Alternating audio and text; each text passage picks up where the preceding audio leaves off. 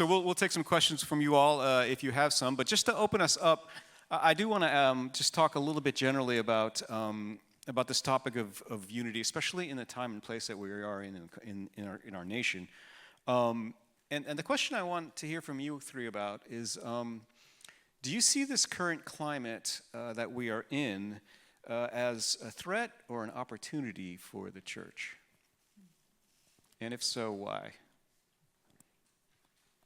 And I'll let anybody open up with that if they would like. Yes.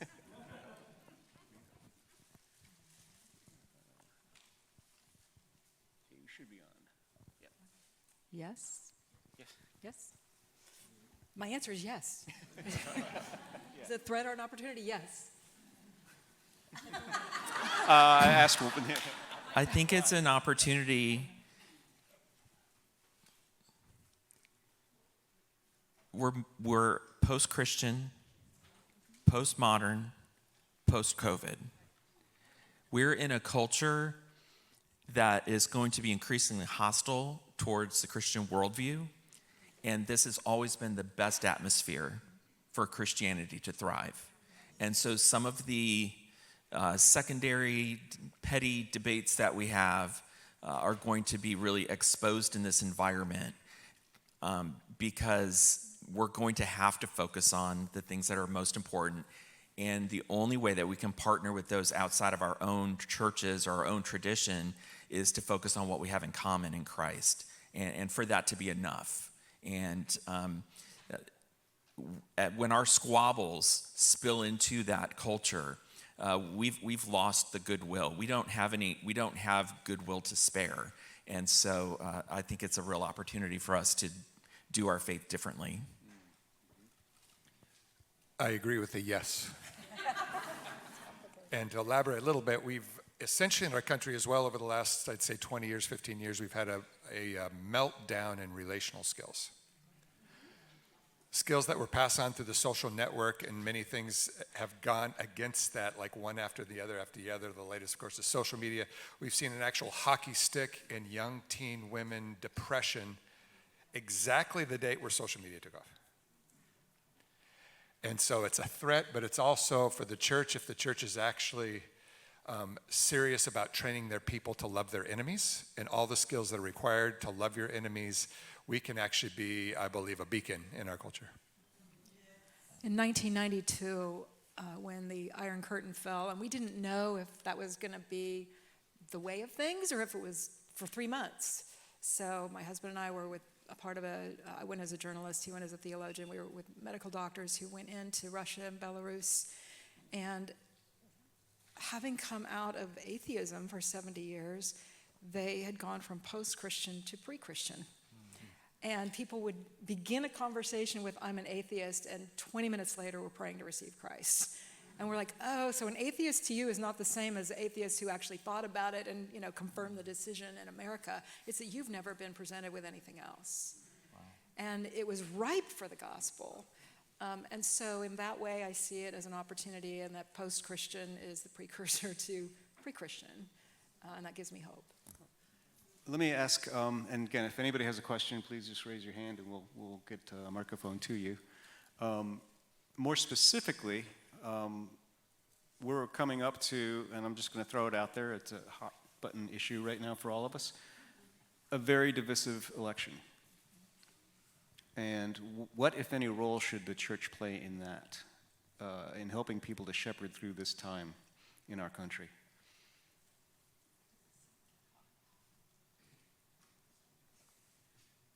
Can you repeat the question?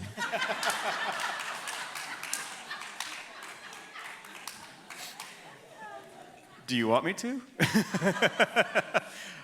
Basically, we're coming into an election season that is, I think we're probably more polarized than I ever remember us being.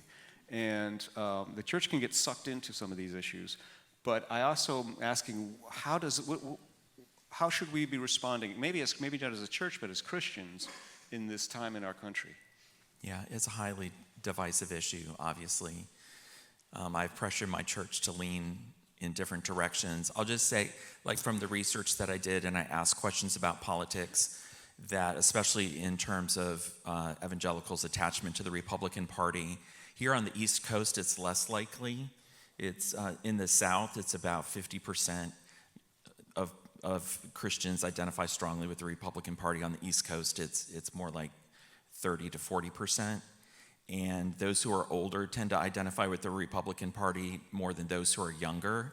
And like overall, if a pastor comes into a new church and from the pulpit has a Republican agenda, sort of Christianity, about 40% of his congregation will agree with him, and about 60% of Christians now, they're like, we feel attacked from all sides. Help us to live out our Christian faith in a world where politics are confusing and hostile. And so I think for us to reach the next generation, we have to have churches that are politically diverse and have created a culture in which our Christianity influences our politics whatever we tend to emphasize in terms of voting and parties. We have to grow differently if we want to reach the next generation. I was at a conference where David French was talking about how in the past, if somebody reached across the aisles, and no matter what the issue, they were considered a wise person. Now they get more punished by their own tribe than by the other side. And so I would say the first thing the church needs to do is to humble ourselves, acknowledge, as you were saying, that good people can use good reasoning and biblical reasons to come to different views, and to quit vilifying each other to the point where we're the ones doing the most punishing. If somebody is trying to listen, is trying to be a good listener, listening doesn't mean affirming. It just means hearing and empathizing. There was I think it was a House of Representatives debate, and I don't remember the names of it, but it was in Massachusetts. And so a Republican and Democrat were doing a debate, and they had agreed beforehand that after the debate was over, one of the candidates played the cello and the other candidate played the violin. And so after the debate, they played a song together. And I think it was ABC News said, politicians stun audience with music. And I think that the church should stun the culture with this sort of love and respect that we have even in politics. Yeah, I actually think it's a great opportunity for training our people. It's a great thing that everybody's running into, and it gives us a chance. For example, one thing our brain looks for to form our characters, our group identity, what kind of people we are, and one example of a group identity statement on this topic would be, we are a people who see what God is building in other people. And so maybe a good practice would be, think of someone you strongly disagree with on some political issue or something, and then actually spend some time with Jesus saying, Jesus, would you give me a view of how you see this person? And what are you building in this person? I can't say anything right now because I'm mad with them and I don't like them. I don't like the way they're wrong. I'm right. It's kind of bad things we say. But Jesus, how do you see them? And time after time when we do this, you get absolutely shocked by what Jesus sees in the other person, and it changes the way you see them forever.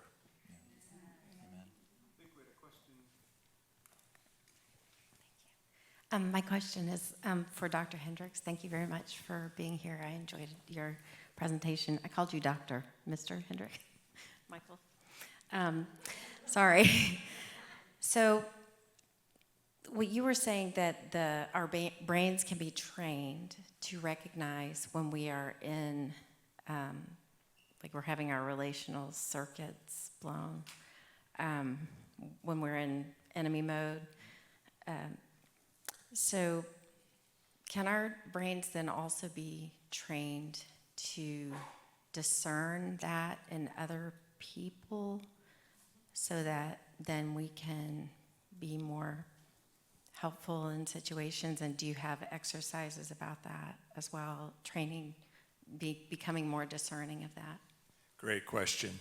Yes, but one of the kind of fundamental characteristics of discipleship is we always start working on ourselves first. And you won't be able to ascertain whether someone else has slipped into enemy mode if you haven't done the hard work in yourself, and you can tell when you've gotten into enemy mode really, really fast. So We don't go there at first. We do lots of good reps about recognizing, ooh, I just slipped into enemy mode. Was that intelligent enemy? But by the way, you distinguish intelligent and simple. One of the big ways I do it is when I start plotting or thinking, oh, I should say this next time, or I should have said this. Those are little kind of dancing around the intelligent, the more dangerous enemy mode. Whereas in the simple, I'm just like enraged or mad, or I shut down or something like that. But we don't stay there. And this is actually an important skill for the older stages of maturity is, can you bring another person or one or more people back to joy when they've lost their relational circuits? And then elder level maturity people, one of the big skills is, can you bring a community back to joy when the community has lost its joy? That's some heavy relational lifting, but we need people who are training this and know how to do that. A quick follow-up question related to that. Well, I don't know if it's related to that, but while we're waiting to the next question.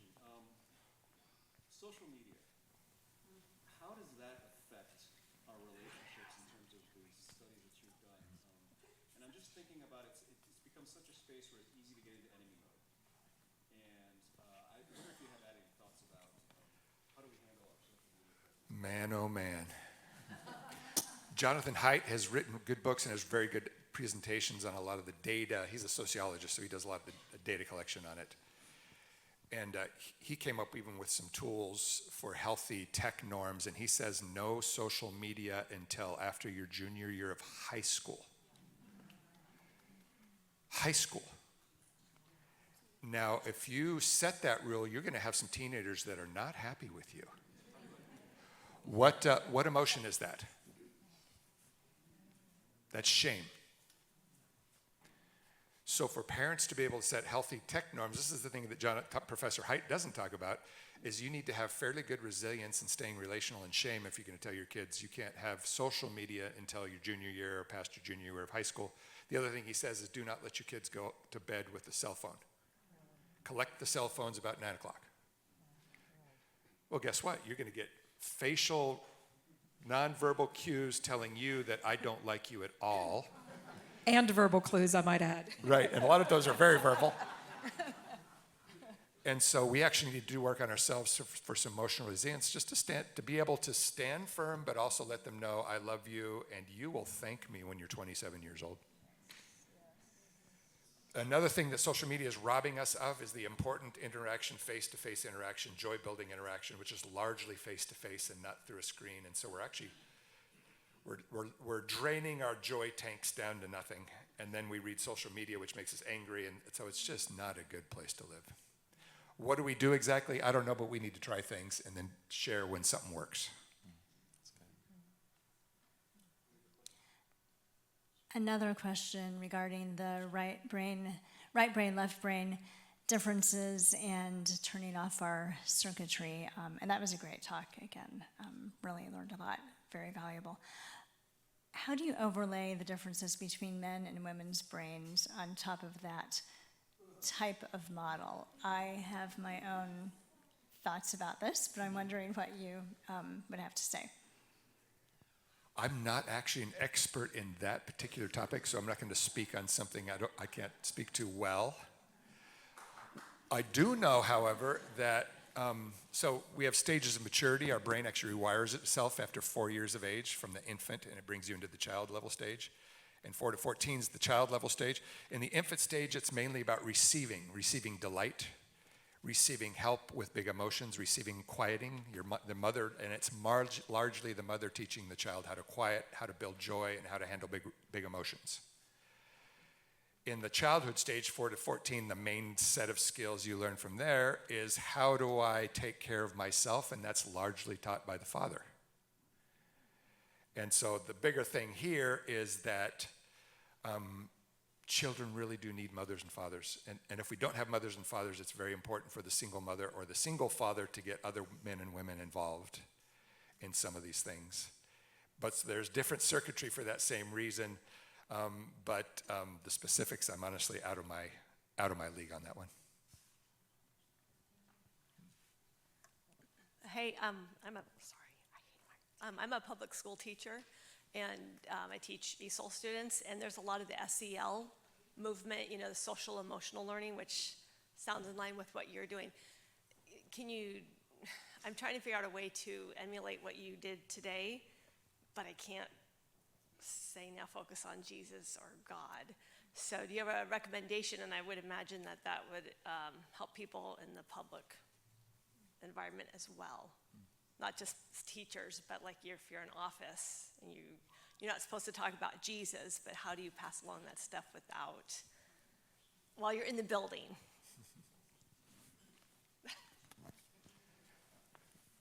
Yeah, my wife would have been good to be here right now. She's a high school Spanish teacher, and she has tried this stuff a lot. So I'm going to pass on what I learned from her, but really the glory goes to her. She's virtually sitting right here, so you can thank her. Kids always want to know whether you're happy to be with them as a teacher. It's the first thing their brains are looking for when they walk in a classroom. Sometimes you're not going to be happy to be with the student. And your face will tell them that in a 1/12 of a second, and it's not under your willpower, so you can't keep it from them. My wife had a student called Georgia who would burst into the room late and go, "How's everybody doing?" Get her backpack, whoosh, "I hope I didn't miss anything." And she'd disrupt the class every morning. And my wife honestly was like, "I am not happy when this girl comes into class." And so my wife spent some time with Jesus and said, "I don't know how to be happy to be with this student." And she said, maybe I need, like I said, how do you see this young woman that's kind of driving me crazy? And Jesus' eyes sparkled and said, "I love this young girl." And it flipped my wife's brain, because we learn by being in the presence of a bigger brain, bigger mind. Jesus is one. And the next time Georgia came in and kind of interrupted everything, my wife said, "Georgia, I'm so glad you come here, and I'm thankful for your energy. Please don't interrupt us, though, because we're doing some important things, but I am so happy you're with us now." So she gave her a little correction in there and surrounded it with a sandwich of love. The other thing teachers need to be aware of is that their students need rest, and they need to start to learn the signs when a child needs rest. So really a secure bond is joy and rest in a really healthy balance where you're paying attention to both. A lot of times we power through things and people are too tired, so it's very, very healthy for a teacher to go, "Okay, we've been powering for about 20 minutes. Let's take a little breather for a moment, for a few seconds. So take a deep breath and just kind of sit and rest, and then give them a few minutes. Their brains will reset, they'll get a level of energy back, and you won't lose them as easily. And so that's a couple things my wife's been doing, but I urge you to go try stuff and let me know if you find stuff that works. I am, it's a question that's kind of all over the map, but and anybody take it. As believers in the Lord, He built communities of joy. And if He's tasked us with building communities of joy, do you have any guidance to how we do that this year in this culture, in this country? I find it very refreshing to step into African cultures and sense their joy immediately. And I come back to the United States and I sense the walls immediately, even within the church. So in this year, this is what God has before us. We have war going on, right, in Gaza and Israel. We have campuses erupting. I have a niece who's at Columbia University, and so I'm concerned about her welfare.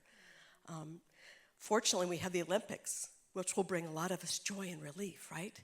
But then we've got this election. And I just as soon close my eyes. In our household, we have only two now, one who watches the news and one who doesn't want to. I'm the second. I'm not sure I'm going to benefit anything in my soul if I watch the news. But my husband doesn't want to feel left out. So I want to build a community of joy in my home and in our church, but also in our every sphere of people we touch. I just think, how do we build a community of joy when people want to talk about the war with Hamas and Israel, or the election? And I just kind of want to put the walls up, but I rather take on the opportunity to build a community of joy and those hot spots? Any ideas? I think from a church programming perspective, I've merged with 2 other churches over the last several years, which has been a real joy. And one of the differences with one of the churches that we merged with is that our small group program was not Bible study focused. And so some of the members of the church came in and they said, how can you get a group of people together and you're not studying the Bible? Like, that just doesn't seem right. And I said, well, our small groups are primarily relational. We need to get to know each other, and we do some Bible study and some service. But in terms of like church programming, potlucks, retreats, these kinds of things are often seen as, kind of a waste of time, or it's okay, we do Fifth Sunday potluck. No, these are instrumental. And it makes me think of your talk that we have to build in to our programming time for us to spend together so that we can live life together, so that we can love each other.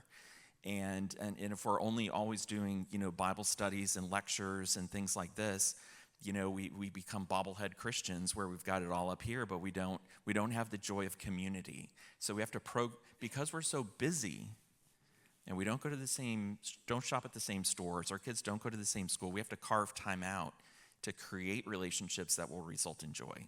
So all of those soft things that churches do, we need to do those. Yeah, the younger women in a church I was in previously have told me that they repented of mocking us older women who would like knit together or do sort of our grandmother's crafts, and they completely removed it from Bible study, and now they're adding it back. They said we thought that was just meaningless when we could do the real work, which was the Bible, and we realized that making quilts together for people who need them, or like doing some of these things that our grandmothers and great-grandmothers did, and doing them as part of women's retreats or women's Bible study, it means that everybody doesn't have to be an extrovert. You can sit and do some needlework and then talk when you want to. But when you're sitting at a table looking at each other, everybody feels a pressure to talk.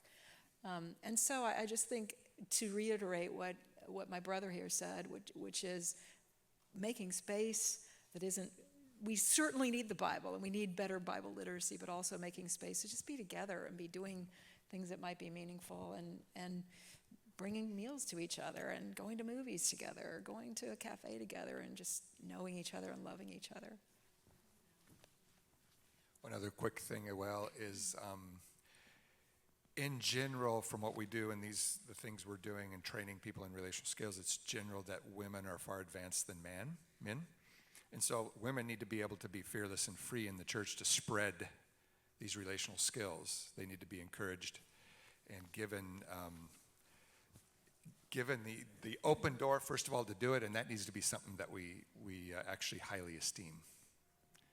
And women understand attachment, which is the strongest force in the human brain, better than men do. And so we need to be taught how to do this. And one more small thing is that when I broke that plate, one of the brothers came up to me and said it would give him great joy to glue it back together. And so I forgot who that is, but you're going to need this piece to complete your joy. So it's right here. I love it. Oh, that's brilliant. Oh my gosh. I think there's some dust down here he's going to miss too. Hi again.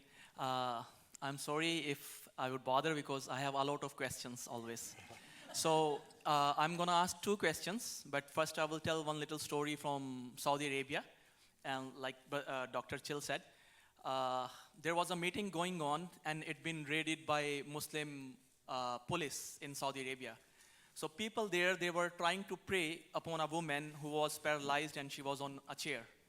So when the police came and they raided the place, in the newspaper, they gave headline because they didn't know the concept. So they said that they were enchanting magic to raise this woman. So I have 2 questions. One respected lady asked already partially. Coming from Muslim background, when we are debating with Muslims there, until I am just new actually in USA. So till I came to USA in February, before that, whenever they are debating with us, they show us a thing that in US, half of the church has been sold, or a lot of people turning to Islam and everything. So one of my friends, when he contacted me, I told him, I said, the thing which makes me personally very joyful, that each street or each road I go to, I see a church. And it makes me very happy. But the question, we are sending a lot of missionaries outside of Western world, but are we approaching these people who are having cross in their cars, but they don't know who Christ is? First question. The second question from Dr. Chill, that while we know some issues, gray issues going in the church, are we supposed to go directly and talk to the people related those issues, or we are supposed to have some strategy that we are not hurting some people, because maybe if there are two people who are having this conflict, and I go to one and the other family, maybe they might go away from the church. So how we are supposed to deal this gray issue, and the other one, like how we reach to people in United States, like maybe Western people? I think like what Paul said in Romans is that you fully embrace the other person without the goal of trying to convert them to your side, without trying to change their mind. And just because if it's something that's like a gray issue, it doesn't mean we shouldn't study it, have debates about it. One of my best friends in the city where I pastor is a Nazarene pastor, and we became very close. And I'm like fascinated. Like, they don't believe in eternal security, and I'm like, tell me about that. Like, why do you all hold that view? And after he got done talking, I'm like, oh, I understand that better now. Like, I can see where you're coming from. I still disagree, and let's talk about eternal security. But it's not an issue that would separate the two of us. But it was really great to dialogue about it. For me to dialogue with someone who was raised with that interpretation of Scripture and so on, who's going to be in heaven one day. So I think we're respectful. I think we're not trying to convince someone to take our view on an issue, but at the same time, we leave space for people to change their minds. A lot of us have changed our minds on gray issues over the years. There are things that I camped out on when I was younger that now I just they don't move the needle for me anymore. So I used to believe women shouldn't go to seminary. So we change, and that's a good thing. And that's a good thing. So we have conversation, and if we're talking to someone who really believes that their position is what I call a thus saith the Lord position, they believe that they're arguing for the truth of Scripture, that's a more difficult situation. And then I think you're gracious and humble, and listen to them and share your view, and if you get the opportunity, you can talk about the bigger issues that govern our unity, that drive us to really camp out on specific issues. Yeah, I want to just follow up on that a little bit. We are a community church, and one of the blessings of being in this church for me has seen so many people from so many different backgrounds come together. We've got Catholics or ex-Catholics, or we've got Lutherans. We've got just a whole range of different people represented in the church. Yet when we go out, and now I want to kind of shift a little to the evangelism side of things, or getting beyond the walls, and we're engaging other churches, those churches will have some preset ideas about what is, on gray issues. Do you have any thoughts on kind of how to engage the Christian culture outside of our own walls, so that we're giving a unity, a message of unity? Yeah, I think we have to be discerning. If it's a church that actually has false teaching, that's different. Like if there's a false gospel, then that's what the shepherds, they look for those things. But if it's a church that has very different positions on gray issues, I think we can joyfully collaborate. Billy Graham, who was highly criticized by his own constituency, us evangelicals, because he reached out to churches that were, not fundamental churches. And, his idea is, well, we all preach Christ, his life, death, and resurrection. And so people who are saved at his crusades may wind up in any one of these churches, but they all had in common the cardinal beliefs of our faith. So none of them were perceived as false teaching, a false gospel. But Billy Graham took a lot of criticism for that because the people who came to Christ might end up in churches that had completely different positions on gray issues than even he did. I've got one other question I want to ask, and then we'll probably take a break in a little bit, unless anybody else has a question. But Sandra, maybe this is starting with you, but I'd love to hear from all of you on this.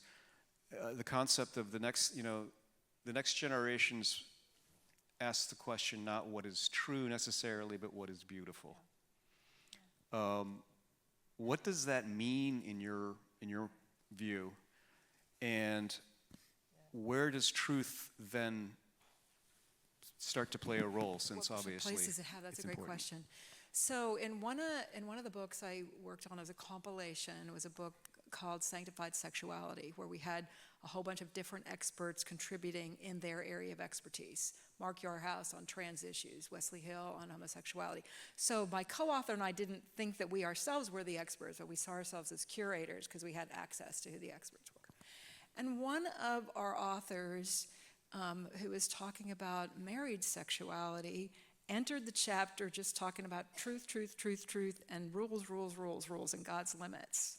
And we went back and said, all of what you said is true, but it's not the entry point for our reader. Our entry point is God makes a beautiful picture. Porn is not a better picture. Give me a picture of human flourishing. And then once I've seen this vision and identified with the beauty of that and the goodness of that, then you can give me what the limitations are that are part of what make it beautiful. But the entry point for the reader was not going to be truth, whereas in earlier generations it could very much more be God said it, I believe it, that settles it. You kind of have to go back to, well, what is Scripture and did God really say it? But that's secondary to, has God made a beautiful world? And even sometimes what that can look like when we're talking in terms of evangelism is, instead of starting with you're broken because God says you're a sinner, starting with, can we agree that the world is broken and that the world should be beautiful and that you have a longing for the world to be beautiful? And so it's just maybe just not the entry point. Different people enter by goodness, truth, or beauty, and it does seem like the upcoming generation is much more, it's resonating a lot more if you paint a picture of human flourishing and beauty. But the truth is still important, and it's not saying it's not. Great question. And the church is presented in Scripture when it's working well as being beautiful, radiant, and without spot or blemish. And the church is the bride of Christ, and that imagery is powerful. And the church is God's plan for advancing the kingdom in the world. And when the church is unified, it is gloriously beautiful because there's nothing else like it on the planet. And so that's a really interesting way to look at the church. The church is to be beautiful, so that people on the outside are attracted by that. And so, Paul talks about truth and love, and both are important. And I'm very committed to teaching doctrine and having correct theology in my church. But at least folks that come from like my background, we're like 90% truth and 10% love at the best. And so we need to be, for the beauty side of it, I think we need to like balance out a little bit and not be afraid to add in more love, because we're not going to compromise the truth side. Both can exist together. And from a brain perspective, believing the right things does not change our character. Let me unpack that a lick, though. Our left brain is actually, this is where where right beliefs are processed. The right beliefs are very important, but they don't change our character, actually. What they help us do is clean up our messes when we act with bad character. And the number two is they help us have good strategies to indirectly change our character. But we can't directly change our character by just focusing on truth, okay? The primary way where our brain is designed for us to build character is by seeing people act in beautiful ways. I'll give you a quick story. So I grew up in a really reactive family. We did things wrong, you just got a quick insult, and I kind of grew up, it was not a healthy environment. And I became a Christian in college and got into a Christian group that was just fabulous, absolutely fabulous. And one of the staff members for this Christian group during the summer invited 5 of us to work in his house for 3 days and help him put in a sprinkler system. And so we're digging trenches and doing all this kind of stuff. And then he would feed us. He'd feed us breakfast and he'd feed us lunch, right? So it was during lunch one of these days. We're all hungry college students around the table. We're eating like crazy. And I just happened to be positioned, so I saw the staff member's 3-year-old little son take his Thomas the Tank Engine, kind of waddle over to the VCR machine, video machine, and cram his Thomas the Tank Engine in. Now, what I had on file from my family, that would have been an explosion. What do you do that for? This is stupid. I'm going to take your Thomas Tank Engine away. I mean, you can never have your Thomas Tank. It'd be one of those things. And so I saw him do that, and I saw this staff member see it, and he walks over to this kid, and he bends down to him, and he goes, "Jeffy, did you just put your Thomas the Tank Engine in our video player?" He goes, "Yes, Daddy." "Didn't I tell you that you're not supposed to do that?" "Yes, Daddy." "Well, you know how much we love to watch Thomas the Tank Engine videos, and how much you love to have your Thomas the Tank Engine and go to bed with it in your hand, and I just don't want you to break the machine, because then we can't watch these videos. And I've told you before, and if you do it again, I'm going to have to take your Thomas the Tank Engine away for a while, and I don't want to do that. That's going to make me sad. So please don't put your Thomas the Tank Engine in the video player anymore." And he goes, "Okay, Daddy." All of my friends were just eating. They didn't see it. I just happened to be in the one chair on the table that could see it, and I saw that, and my jaw dropped. Now, looking back from what I know about the brain, my brain realized there is a better option that's more beautiful. And I did not raise my kids in that reactive environment, not because I tried really hard not to, but because I was given a better reaction by this person, and he actually rewired my brain. Thank you. Well, did you have any more?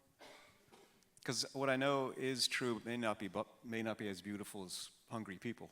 So Food is beautiful. we're gonna break here for lunch and after this morning. Can I get one more round of applause for our wonderful speakers?